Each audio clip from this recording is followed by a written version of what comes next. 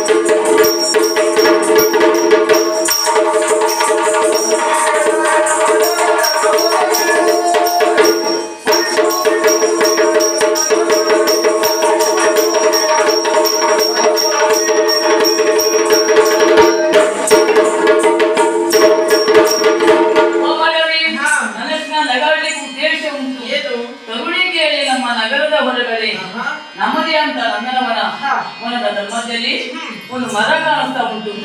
ಮರದ ಕೆಳಗಡೆ ಎತ್ತಿಯ ಗುಪ್ಪವನ್ನು ಹಾಕು ಒಬ್ಬ ವ್ಯಕ್ತಿ ಕುಳಿತುಕೊಂಡಿದ್ದಾನೆ. ಆತ ಅನ್ಯ ನಲುವೆ ಮತ್ತೆ ನನ್ನ ಭಾವ ಅರ್ಜುನ ಈ ರೀತಿ ವೇಷ ಮಾಡಿ ಹೇಳಿದ್ದು ನಾನೇ. ಯಾಕಾಗಿ ಅಣ್ಣ ಬಲರಾಮ ಸುಭದ್ರೆಯನ್ನ ಕೌರವರಿಗೆ ಕೊಟ್ಟು ಮದುವೆ ಮಾಡಿಸಬೇಕೆಂದಾಗಿ ಆತನ ಉದ್ದೇಶ.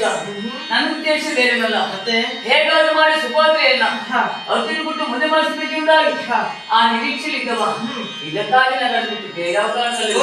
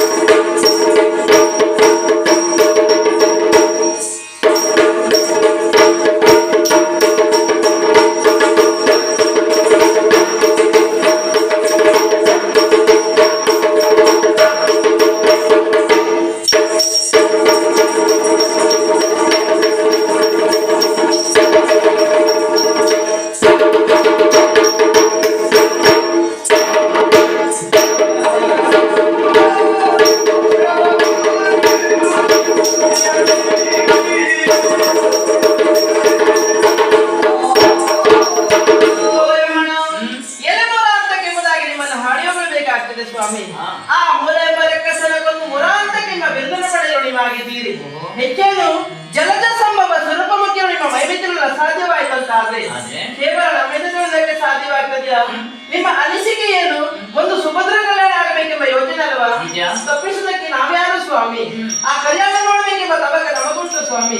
ಆದಷ್ಟು ಬೇಗ ನೆರವೇರಲಿ. ಹಾಗೆ ಸರದುಳು ಮೊರ ಶುಭ